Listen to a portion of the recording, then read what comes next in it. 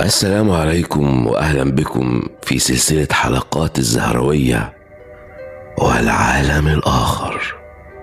دي أول حلقة مبعوثة من زياد، أحداث حقيقية. تعالوا نشوف حصل إيه لزياد. بيحكي زياد: من وأنا طفل كان عندي حاجات كتير في الشكل بتميزني، العيون الواسعة السوداء بالكامل، واللسان الغريب اللي كان فيه خط بطول اللسان. من زمان وانا دايما بيشدني الكلام عن العالم الآخر، علشان كنت بحس ان الكلام ده موجه ليا انا بشكل خاص. اول ما تميت 10 سنين بدأت تظهر علي علامات كتيرة قوي وغريبة، منها الخط الواحد اللي في ايدي ورسمة الدايرة في الايد الشمال. كنت عكس كل الناس، كنت اقدر اشوف في الضلمة.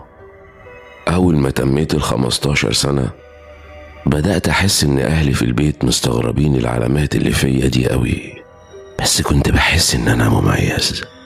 من وقتها بدأ الرعب يدق الباب، وبدأت الأحداث المرعبة، أحداث غريبة. يعني لما كنا نبقى قاعدين بنتفرج على التلفزيون وحد يخبط على الباب، كنت بقول لهم مين اللي كان بيخبط وعايز ايه. أنا كنت بقول كده من صوت كنت بسمعه في دماغي، صوت خشن بس مش عارف مصدره. أحداث كتيرة حصلت. احنا كنا ساكنين في قرية صغيرة في الصعيد. كانت أمي بتاخدنا دايما لبيت جدي اللي كان في محافظة تانية. كنا بنحب جدي كلنا، بس حصلت حاجة غريبة. سمعت نفس الصوت الخشن بيقول لي: سلم على جدك كويس علشان مش هتشوفه تاني. كنت مصدوم من اللي سمعته، بس اخترت ان انا اسكت وما اقولش لحد. بس ما استمر السكوت كتير، علشان تاني يوم واحنا ماشيين قلت لأمي: سلمي على جدي كويس علشان مش هتشوفي تاني. سمعت الكلام وضحكت كده ضحكة سخرية. لكن بعد يومين اتصل خالي وقال لأمي: أبوكي في ذمة الله. بصت لي وزعقت لي وقالت لي: هو انت كنت عارف ان جدك تعبان وما قلتش؟ قلت لها: لا، انا سمعت صوت غريب قال لي كده. وبعد كده امي قالت لابويا الموقف اللي حصل، واني قلت لها سلمي على جدي عشان مش هتشوفيه تاني. ابويا رد غريب، قال لها: انا من زمان كنت عارف ان الولد ده في حاجة مش طبيعية. قطع اخويا الكبير وقال له: انا شفته لما كان النور قاطع، كان شايف وكان بيمشي في البيت كله، وعينيه كان طالع منها لمعة زي لمعة عين القطط في الليل. احنا لازم نشوف حل. عدى النهار ونمت، لكن سمعت صوت زعيق ابويا وهو بيقول بكل رعب: الحق يا شيخ ابراهيم. انا دخلت اطمن على ابني وهو نايم، لقيت طالع من ايده الشمال نور غريب ورسمة دايرة اغرب. شفت ناس شكلهم غريب جدا، مرعبة، منهم طويل الرفيع ومنهم القصير وشعره كثيف. في الجانب التاني من الدايرة شفت ناس منهم لابسين ابيض. عايز اطمن يا شيخ اللي حصل وايه اللي بيحصل. رد الشيخ ابراهيم وقال له: هات ابنك وتعالى.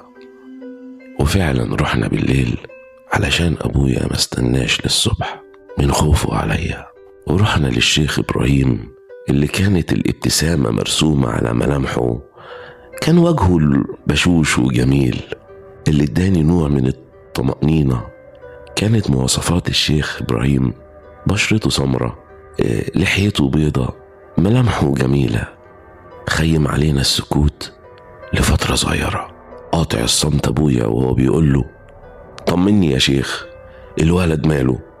رد الشيخ ابراهيم قال له عايز أعرف إيه اللي حصل من الأول. بدأ أبويا يتكلم وهو بيقول له يا شيخ عينه بتدي ضوء زي القطط، بيكون عكسنا كلنا، بيشوف في الضلمة. وقال لأمه سلمي على جدي علشان مش هتشوفيه تاني. وفعلا بعد يومين جده مات. والغريب لما بسأله على العالم الآخر بيقول لي جملة مخيفة، بيقول لي إنهم يسكنون معنا، وإيده الشمال بيطلع منها دايرة غريبة، دايرة نور. رد الشيخ إبراهيم بصوت حاد وقال خد ابنك وروح، ابنك زهري وانت محظوظ بيه، بس ابنك في السن ده بيكون كنز للصحراء. رد ابويا قال له طب مين الناس اللي كانت قاعدة حواليه؟ منهم اللي لابس ابيض ومنهم اللي لابس اسود. قال له دول مش ناس، دول نوع من الجن اللي لابسين اسود، دول عايزين ياخدوه لطريقهم، واللي لابسين ابيض عايزين يمشي في طريق ربنا عز وجل ويساعد العباد. كمل كلام الشيخ إبراهيم وهو بيقول ابنك هيكون معالج قوي، كل القرية هنا هتسمع عنه. مرت الأيام وبدأت أشوف واحدة شكلها بشع، من أول العينين اللي بيكسوها البياض إلى الشعر اللي نازل على عينيها. وبدأت أحلم بيها كل يوم، أشوفها بتقرب لدرجة إني بقيت بشوفها في الواقع.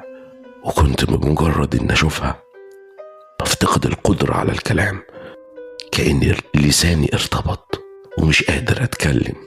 وفي يوم نمت ودعيت ربنا إني ما أشوفش الست دي تاني.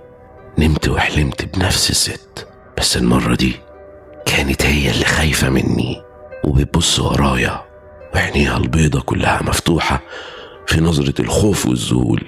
بصيت ورايا لقيت شخص جميل حاطط ايده على راسي وبدأ يقول بسم الله أرقيك من كل شيء يؤذيك، من عين الجن ومن شر حاسد، الله يحميك.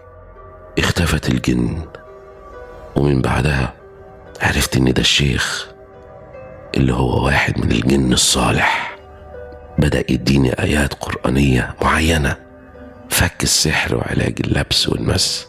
وتعرفت فعلا في قريتي والقرى المجاورة، وتحققت نبوة الشيخ إبراهيم إني هبقى معروف. انتظر الجزء التاني، لأن الجزء التاني فيه العلاج من السحر والمس. لو حابين نكمل ما تنسوش اللايك والاشتراك. وختاما لازم تكونوا عارفين إنهم يسكنون معنا.